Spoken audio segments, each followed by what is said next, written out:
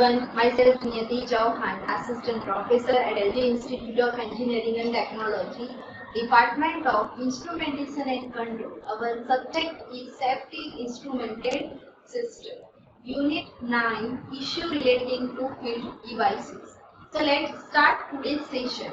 In last lecture, we have discussed general issue relating to sensor technologies, failure mode and diagnostic are discussed below. Okay, so first we have discussed general, right? So general issue relating to sensor technologies we have discussed in last lecture, and in today's session we will start from switches, transmitters, sensor diagnostic and smart transmitters. So let's start. So switches.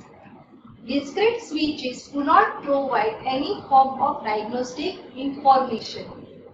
For example, if under normal operation a pressure switch has a closed set of alarm contacts that are designed to open upon low pressure and the contact becomes stuck and can't open as a result, the sensor has no means to detect or initiate the failure. Okay.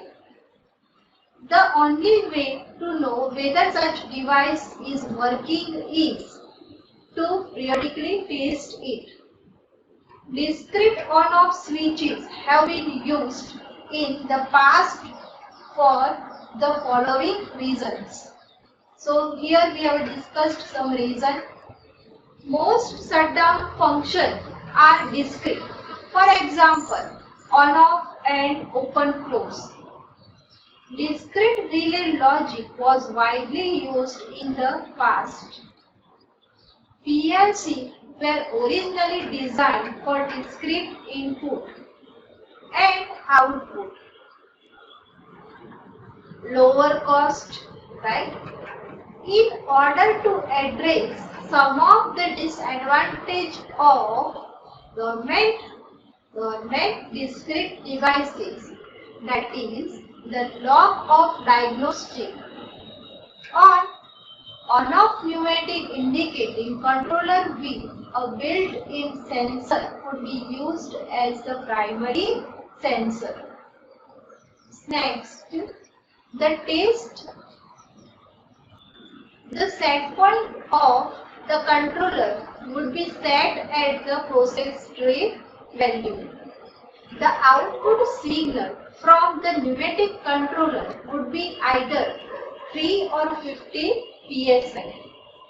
The signal could be due to pressure switch set at 9 psi with the contact from the switch wired to electric relay, electronic solid state or software based PLC logic system. The set point of the controller would be set at the program.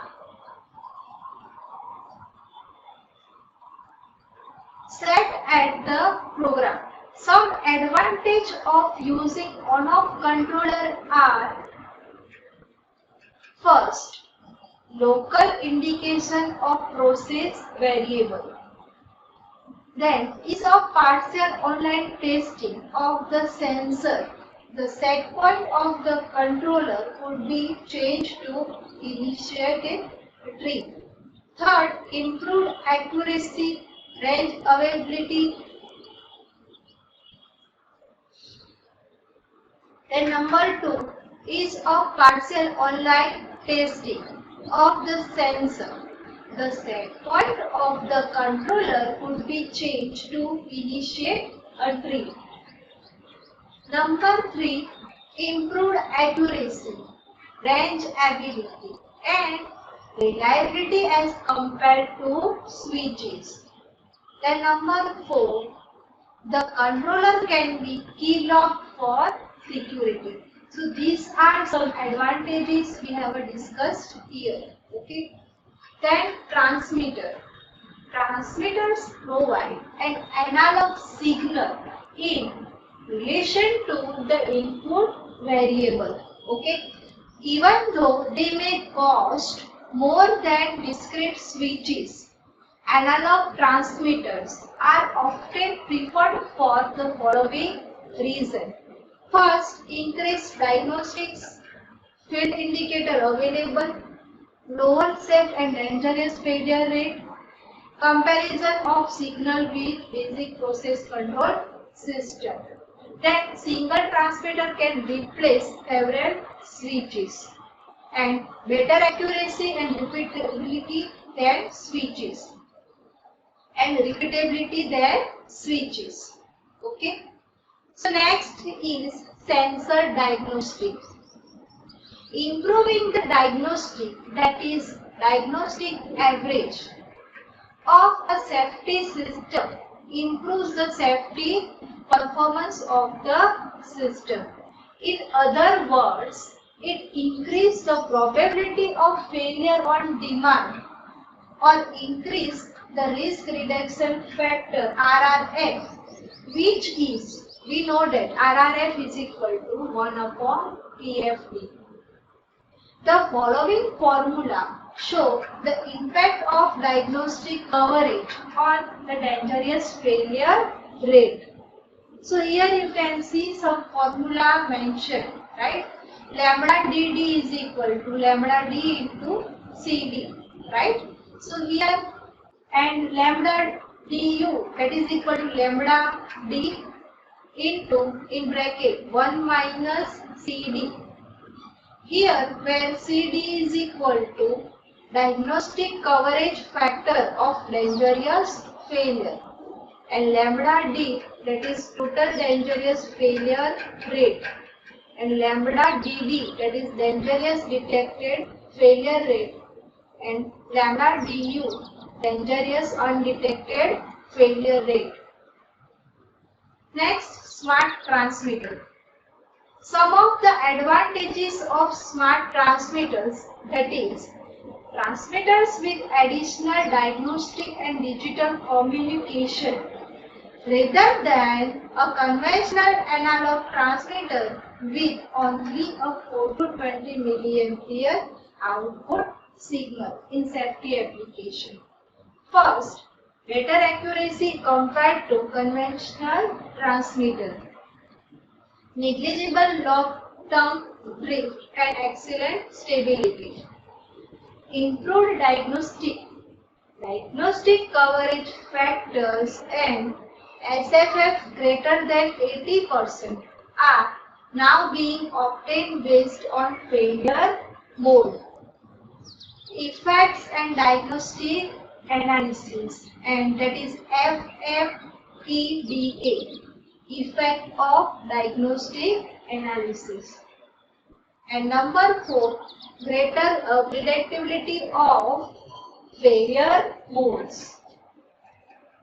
Next, number 5, remote maintenance calibration capabilities and less exposure by maintenance technician to hazard environments. Number 7, special safe work permits may not be required because of remote maintenance capabilities. Okay. Then after, next, final elements. Final elements are the devices used to implement a safe shutdown of a process. The most common final elements are solenoid operated valve that provide air to diaphragm or position actuators. Removal of the air pressure usually results in the valve going to its safe state. Okay. Final elements generally have the highest failure rate of any component in the overall system, right?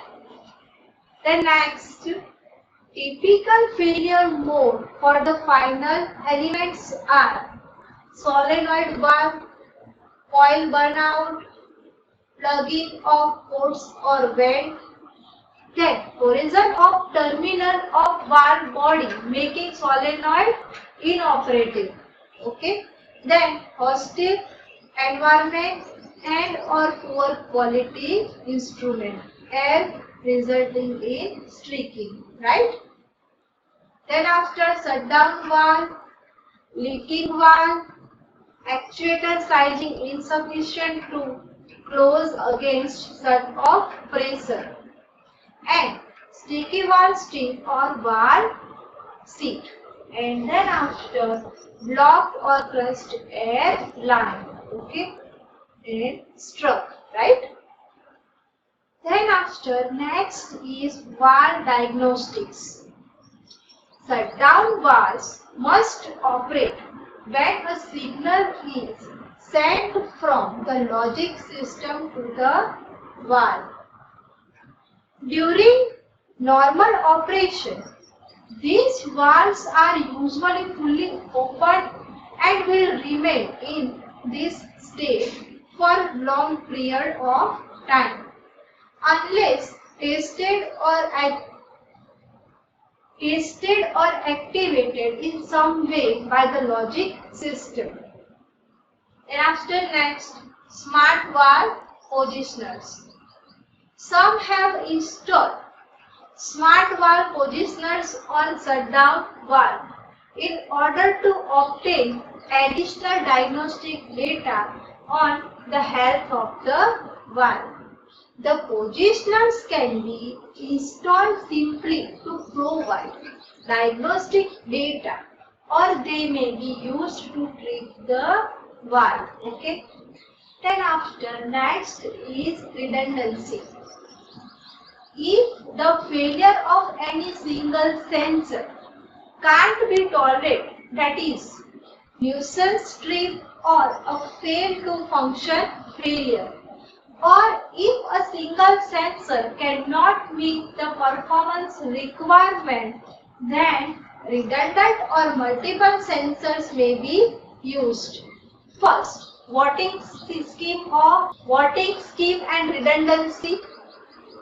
The redundancy and voting that may be required depend on a number of different factors, that is SIL requirement, desired superior strip rate, test frequency, and component failure rate, and mode diagnostic, etc.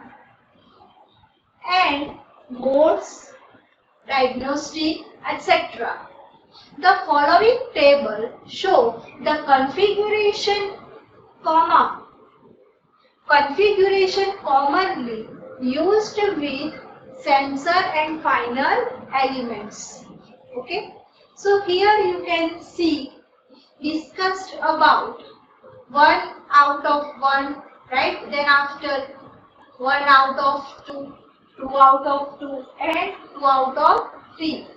So first discussed for sensor, then after next discussed for final element. Okay. So please read out it, right? If you have any query, okay, then you can ask me. For figure 9.2 show how a single smart transmitter with diagnostic can be used to reduce the dangerous undetected failure rate, that is lambda du. For the above system, the transmitter would incorporate diagnostic and the HART protocol.